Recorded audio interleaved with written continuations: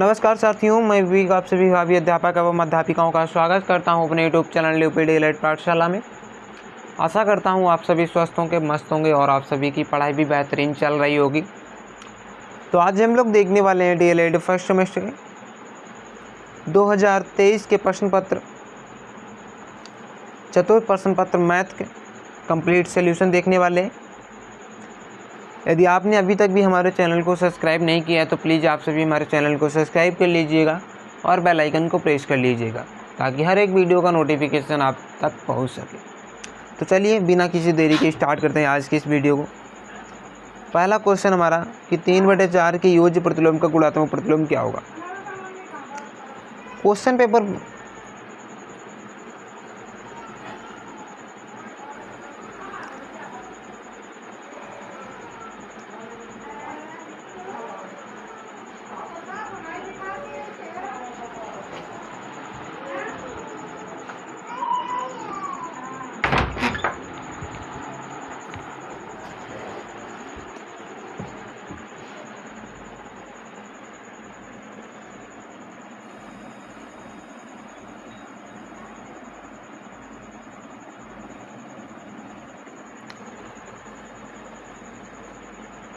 तो स्टार्ट करते हैं सबसे पहले क्वेश्चन नंबर 1 से। क्या है हमारा क्वेश्चन कि 3/4 की योज्य प्रतिलोम का गुणात्मक प्रतिलोम क्या होगा। क्वेश्चन को समझने से पहले हम लोग इसके कॉन्सेप्ट को समझ लेते हैं कि योज्य प्रतिलोम क्या होता है और गुणात्मक प्रतिलोम क्या होता है। ठीक है, जैसे कि कोई संख्या आपको दी हुई है 2/3, आपको पूछा जाए कि इसका योज्य प्रतिलोम क्या होगा तो आप क्या कहेंगे। तो इसका जो योज्य प्रतिलोम हो जाएगा वो हो जाएगा -2/3। योज्य प्रतिलोम में क्या होता है, सिर्फ और सिर्फ निगेटिव का चिन्ह लगता है। ठीक है, जबकि गुणात्मक प्रतिलोम में क्या होता है, जैसे कि आपसे पूछ लिया जाए कि 2/3 का गुणात्मक प्रतिलोम क्या होगा तो फिर आप क्या जवाब देंगे। गुणात्मक प्रतिलोम में क्या होता है कि इसमें जो संख्याएं होती हैं वो रिवर्स हो जाती हैं। जैसे 2/3 है तो इसका क्या हो जाएगा गुणात्मक प्रतिलोम 3/2 हो जाएगा। ठीक है, आप सभी को समझ में आया होगा कि गुणात्मक प्रतिलोम क्या होता है और योज्य प्रतिलोम क्या होता है। ठीक है, अब हम लोग चलेंगे अपने क्वेश्चन पे। क्वेश्चन हमारा कि 3/4 की योज्य प्रतिलोम का गुणात्मक प्रतिलोम क्या होगा। सबसे पहले हम 3/4 की योज्य प्रतिलोम को निकालेंगे। क्या हो जाएगा हमारा योज्य प्रतिलोम, इसका -3/4 हो जाएगा। अब हमसे कह रहा है कि योज्य प्रतिलोम तो हमने निकाल लिया, बोल रहा है इसका गुणात्मक प्रतिलोम निकालिए। तो इसका गुणात्मक प्रतिलोम क्या हो जाएगा, वो हो जाएगा, संख्याएं इसमें रिवर्स हो जाएंगी, माइनस का चिन्ह यूँ ही लगा रहेगा। ठीक है, तो इसका जो आंसर हो जाएगा वो हो जाएगा -4/3 हो जाएगा। ठीक है, तो कौन सा हमारा ऑप्शन हो जाएगा, तो वो हो जाएगा ऑप्शन नंबर सेकंड से हो जाएगा -4/3। ठीक है, अगले प्रश्न में चलते हैं। प्रश्न संख्या 2 है कि किसी संख्या के 60% में 32 जोड़ने पर जो संख्या प्राप्त होती है वो संख्या क्या होगी।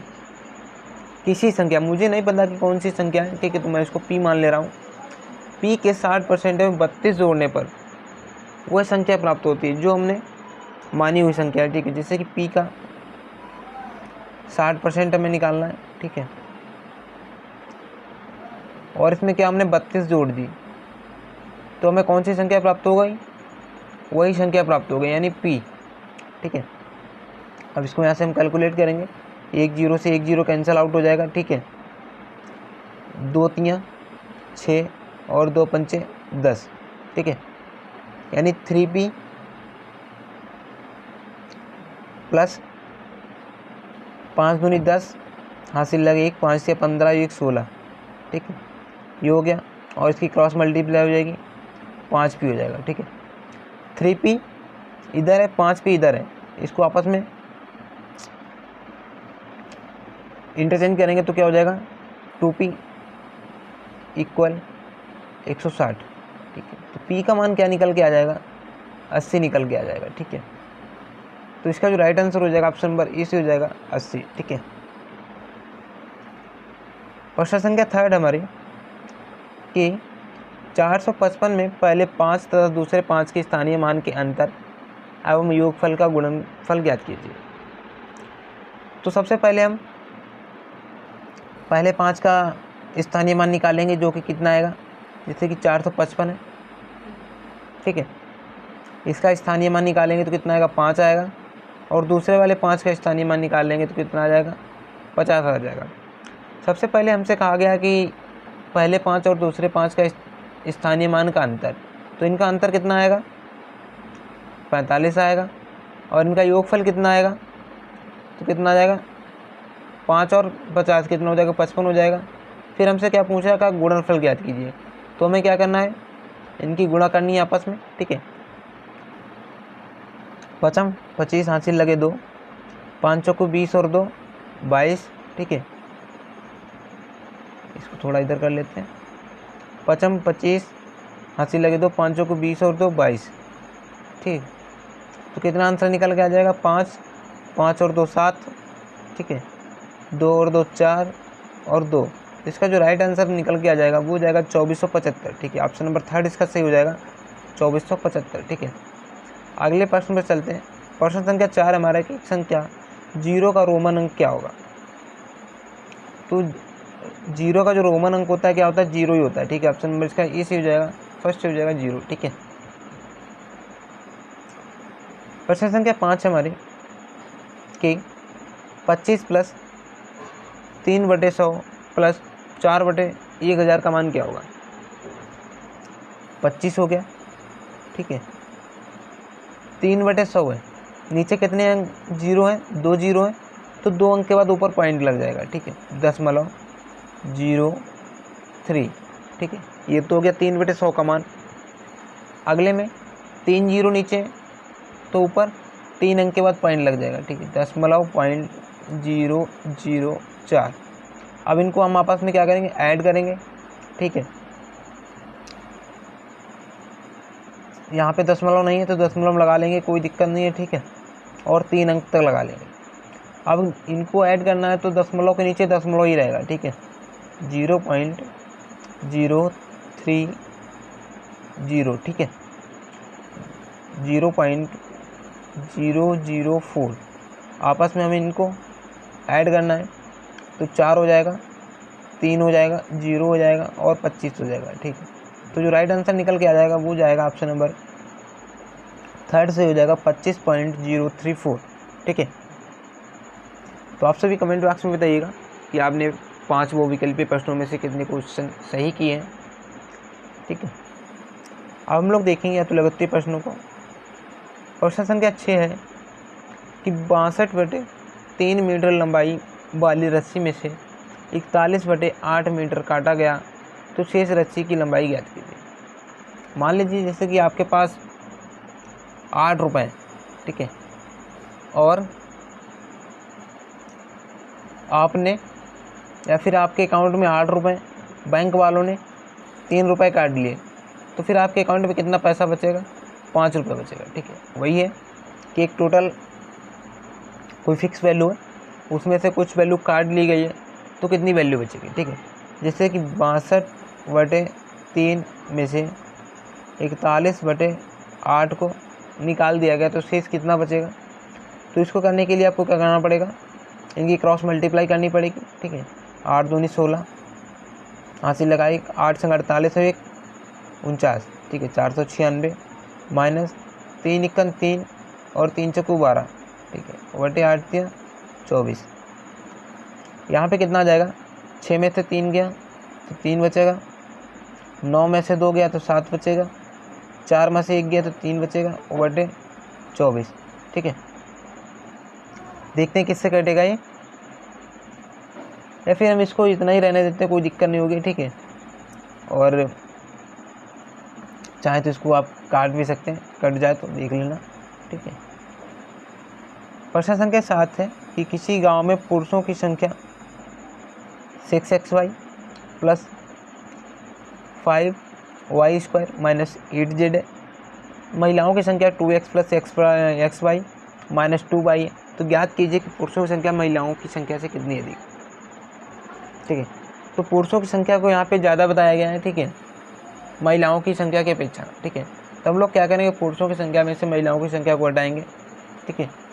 6xy plus 5y² minus 8z और हमें इसमें से क्या करना है, घटाना है। ठीक है, तो 2x हो जाएगा और जो भी हमारे चिन्ह है बदल जाएंगे, तो यहाँ पे प्लस है तो माइनस हो जाएगा, xy हो जाएगा, और यहाँ पे माइनस है यहाँ तो प्लस हो जाएगा, 2y हो जाएगा। ठीक है, यहाँ पे 6xy है और यहाँ पे xy है।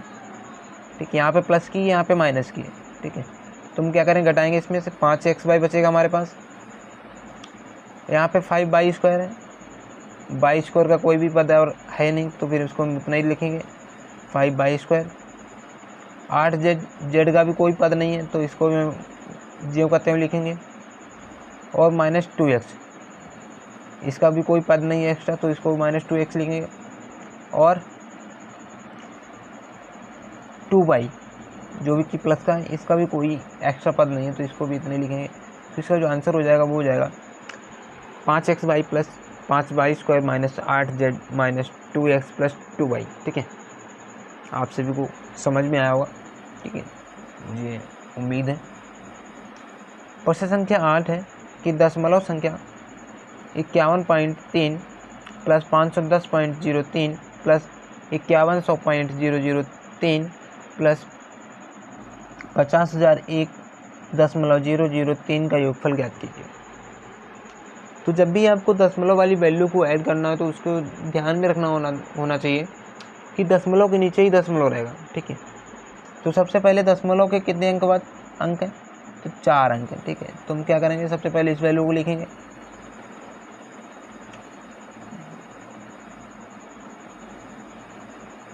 ठीक है, ये वैल्यू हो गई। फिर हमें कितने दिए, 5100 दिया हुआ है, तो 5100 लिखेंगे हम लोग।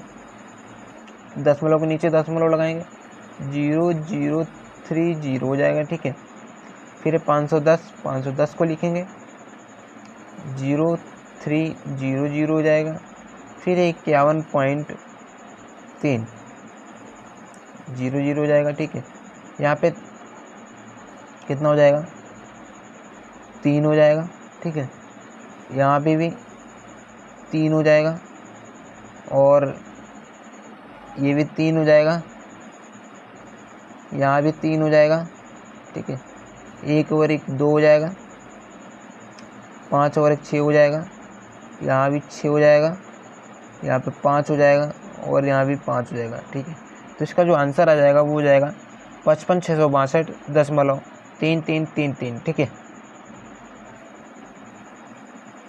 प्रश्न संख्या 9 है कि वह बड़ी से बड़ी न्यूनतम संख्या ज्ञात कीजिए जिसे 49, 59 और 109 से भाग देने पर शेषफल क्रमशः 1, 3 और 5 बचे।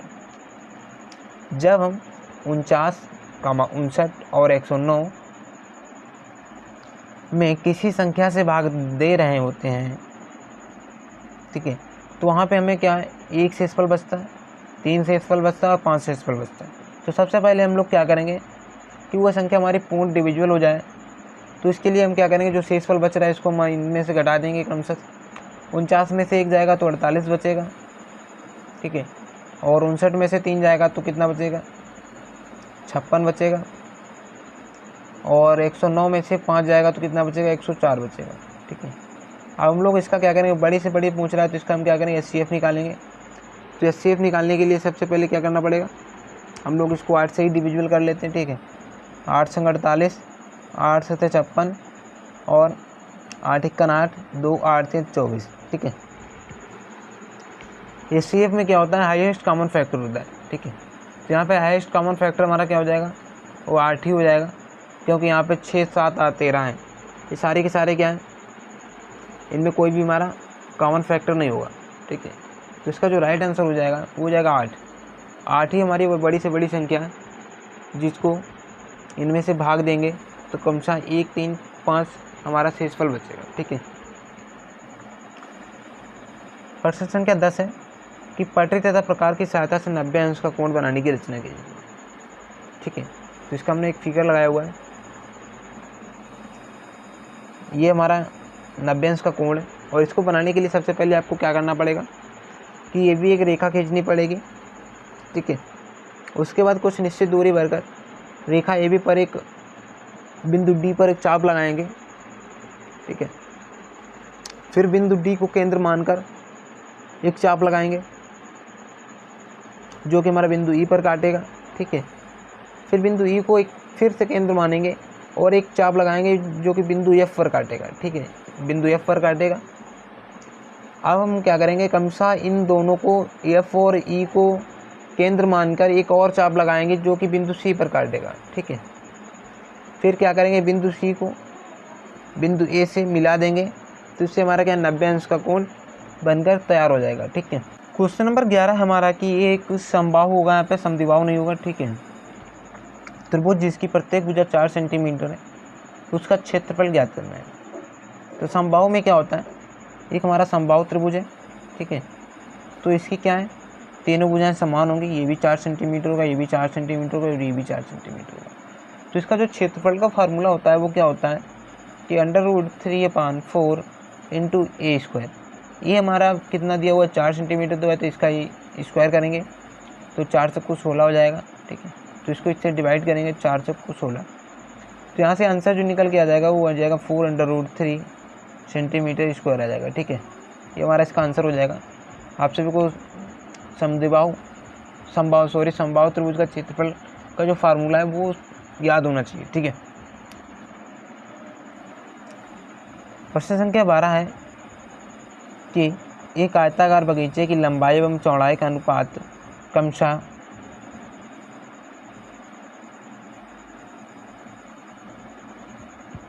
क्वेश्चन नंबर 12 है कि एक आयताकार बगीचे की लंबाई एवं चौड़ाई का अनुपात क्रमशः 5:3 है।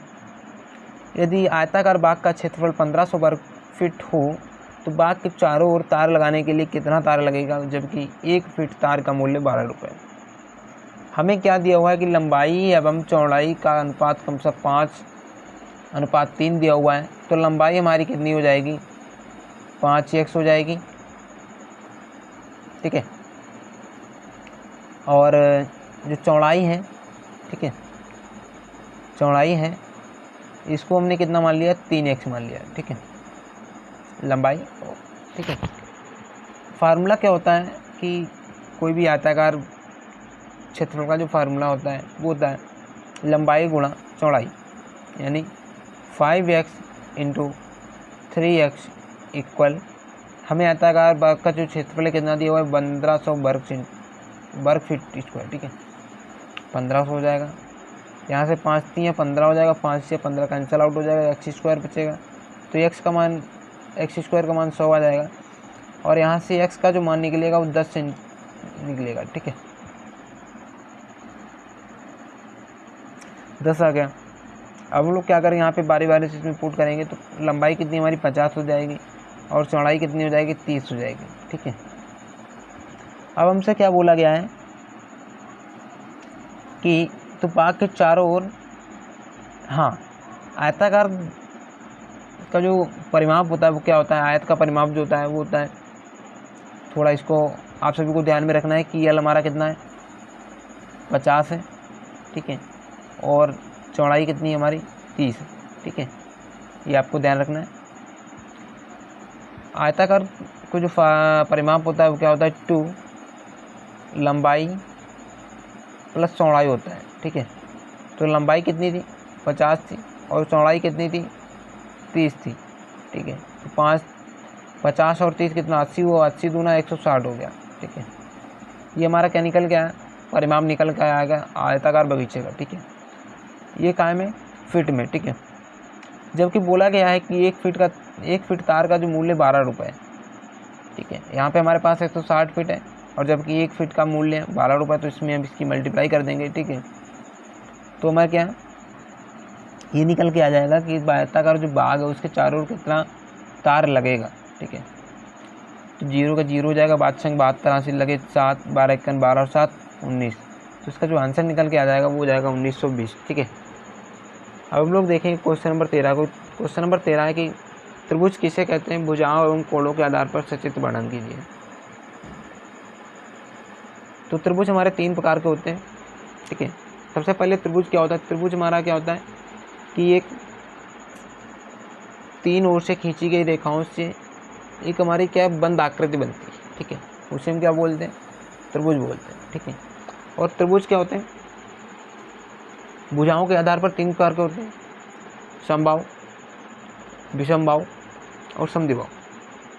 समबाहु में क्या होता है कि इनकी जो तीनों भुजाएं होती हैं समान होती हैं, ठीक है। समद्विबाहु में क्या होता है कि इनकी दो भुजाएं समान होती हैं, ठीक है। और विषमबाहु में क्या होता है कि इनकी तीनों भुजाएं अलग अलग होती हैं, ठीक है। ये हमारा क्या होगा, भुजाओं के आधार पर होगा। कोणों के आधार पर क्या होता है कि क्या होता है, समकोण होता है,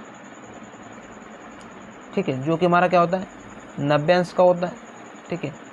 फिर होता है एक हमारा न्यून कोण, जो क्या होता है 90 अंश से कम होता है। फिर होता है एक अधिक कोण। अधिक कोण हमारा क्या होता है कि 90 से वो अधिक होता है, ठीक है। अधिक कोण के अंतर्गत आता है, ये होगा हमारे कोणों के आधार पर, ठीक है। अब हम लोग देखेंगे क्वेश्चन नंबर 14 की 14 क्वेश्चन नंबर है कि यदि राम अपनी मासिक आय का 80% खर्च करने के बाद 20 रुपये मासिक बचाता है तो उसकी वार्षिक आय एवं खर्च कितना होगा। मान लीजिए कि उसका वार्षिक जो मासिक आय है वो कितना है 100 रुपये, ठीक है। उसमें से वो क्या करता है 80% खर्च कर देता है, तो बचाता है कितना है 20%, ठीक है। लेकिन हमको वैल्यू कितना दिया गया क्वेश्चन में 120 दिया गया है, ठीक है। तो यहाँ से इसको सॉल्व करेंगे, 1 0 से 1 0 जाएगा, 2 6 12 जाएगा, तो x का जो मान निकल के आ गया वो कितना आ गया 600 रुपये आ गया, ठीक है। ये हमारा क्या निकल के आया, तो ये उसकी मासिक बचत निकल के आई, ठीक है। हमसे क्या पूछा गया है कि उसकी वार्षिक आय एवं खर्च क्या थी, ये हमसे क्या निकल गया, ये तो उसकी मासिक आय निकल गया सॉरी, ठीक है। मासिक आय निकल के आई है और पूरे साल का हमें चाहिए, तो इसमें क्या करेंगे 12 से गुणा करेंगे, जो कि कितना आएगा 7200 आ जाएगा, ठीक है। 7200 आ गया, ये तो उसको ही वही आय। अब हमसे पूछा गया खर्चा, यदि वो अपनी मासिक आय का 80% खर्च करता है, ठीक है, जबकि मासिक आय उसकी कितनी है 600 रुपये, तो इसको भी निकाल लेते हैं हम लोग, 480 आ जाएगा, ठीक है। अब इसका भी 12 से मल्टीप्लाई कर लेते हैं ताकि इसका पूरे 1 साल का खर्चा निकल के आ जाएगा, तो वो कितना आएगा 0 12 8 96 80 लगे 9 5 चौक 48 9 57 हो जाएगा, ठीक है। इसमें से इसको घटा देंगे, ना घटाएं तो हमको अलग अलग भी बता सकते हैं कि इसका जो मासिक आय निकल के आया है सॉरी वार्षिक आय निकल के आएगा 7200 आ गया है, और जो वार्षिक खर्च है इसका वो 5760 निकल के आ गया, ठीक है। यहाँ तक भी सही है, कोई दिक्कत नहीं है। प्रश्न संख्या 15 के नीचे दिए गए चार्ट में विभिन्न प्रकार के फलों को पौधे लगाए गए, चार्ट में इन फलों की संख्या दी है, इन्हें स्तंभाकार चित्र द्वारा प्रदर्शित करना है। ये हमारा क्या है एक स्तंभाकार ग्राफ है, ठीक है। इनमें गेंदों की जो संख्या दी हुई थी कितनी दी हुई थी 25 दी हुई थी, उन्होंने इसको यहाँ तक इसको दर्शा दिया, ठीक है। जूही की संख्या कितनी थी 10 थी, तो यहाँ तक इसको दर्शाया। और चमेली की संख्या 15 थी, ठीक है। और रजनीगंधा की संख्या कितनी थी 45 थी, और गुलाब की संख्या कितनी थी तो 35 थी, ठीक है। यहाँ पे हमने फूलों के नाम लिखे नीचे और यहाँ पे फूलों की संख्या है, ठीक है। इस तरीके से आपको स्तंभ में ग्राफ बनाना है, ठीक है। क्वेश्चन नंबर 16 है कि एक वृत्त की परिधि 22 सेंटीमीटर, उसका क्षेत्रफल ज्ञात कीजिए। वृत्त की परिधि क्या होती है 2 पाई आर होती है, जो कि 22 सेंटीमीटर दिए हुए हैं, ठीक है। तो यहाँ से आर की वैल्यू निकालेंगे, कितनी निकल के आएगी 22, ठीक है। 2 इंटू 22/7 आएगा, ठीक है। 22 से 22 कैंसिल आउट हो जाएगा, यहाँ 7 ऊपर जाएगा तो कितना आ जाएगा 7/2 हो जाएगा, ठीक है। यहाँ से आर की वैल्यू निकल के आ गई। जो उसका वृत्त का क्षेत्रफल होता है उसका फार्मूला क्या होता है पाई आर स्क्वायर होता है, ठीक है। 22/7 इंटू 7/2 इंटू 7/2, 7 से 7 कैंसल आउट हो जाएगा, 2 से 11 हो जाएगा, 11 से 77 हो जाएगा और 2 हो जाएगा। तो इसका जो क्षेत्रफल निकल के आ जाएगा वो हो जाएगा 77/2 सेंटीमीटर स्क्वायर, ठीक है। क्वेश्चन नंबर 17 है कि एक कक्षा में 60% विद्यार्थियों में से 50% विद्यार्थी प्रथम श्रेणी में, 40% विद्यार्थी द्वितीय श्रेणी में तथा तृतीय श्रेणी में उत्तीर्ण हुए। तो उर्वरित स्थितियों का संख्या बताएं कि कितने लोग तृतीय श्रेणी में उत्तीर्ण हुए। देखिए 60% आपके कक्षा में विद्यार्थी हैं, उसमें 50% विद्यार्थी क्या है, प्रथम श्रेणी में उत्तीर्ण होते हैं, मतलब 30 विद्यार्थी प्रथम श्रेणी में उत्तीर्ण हो गए। अब 30 बचे, 30 में से 40 विद्यार्थी द्वितीय श्रेणी में हुए, ठीक है। तो यहाँ से 12, अब बचे कितने, 18 विद्यार्थी बचे हुए हैं जो कि हमारे क्या हैं, तृतीय श्रेणी में उत्तीर्ण हुए हैं, ठीक है। क्वेश्चन नंबर 18 है कि ए बराबर -2 दिया है तो ए की घात Q plus 4a² plus 3a का मान ज्ञात करना है। तो ये में ए का वैल्यू पुट करना है यहाँ पे -2, पहला क्वेश्चन है, ठीक है, का क्यू प्लस 4 इंटू -2 का होल स्क्वायर प्लस 3 इंटू -2, ठीक है। यहाँ से 8 हो जाएगा, यहाँ पे माइनस का 2 है, इसका होल स्क्वायर करेंगे तो 4 आएगा, 4 से कुछ 16 हो जाएगा, ठीक है। और यहाँ पे -2 है तो 2 3 6 हो जाएगा, 8 से 14 हो जाएगा माइनस का, ठीक है। और प्लस का 16, तो यहाँ से जो आंसर निकल के आ जाएगा पहले का वो हो जाएगा 2, ठीक है। और इसी में दूसरा प्रश्न हमारा कि 5a² प्लस 4a - 2, तो 5a² प्लस 4 -2, ठीक है। 5 4 यहाँ हो जाएगा और -8 हो जाएगा, यहाँ पे -2 रहेगा, 8 और 10 हो जाएगा, यहाँ पे 5 को 20 हो जाएगा। तो यहाँ से जो आंसर निकल के आ जाएगा वो 10 आ जाएगा, ठीक है। दोस्तों आप सभी कमेंट बॉक्स में बताइएगा कि आज आप सभी की वीडियो कैसी लगी, और साथ ही साथ अपने फ्रेंड सर्कल में भी इस वीडियो को शेयर कर सकते हैं। थैंक यू फॉर वॉचिंग, मिलते हैं नेक्स्ट वीडियो में, तब तक के लिए टेक केयर, बाय बाय।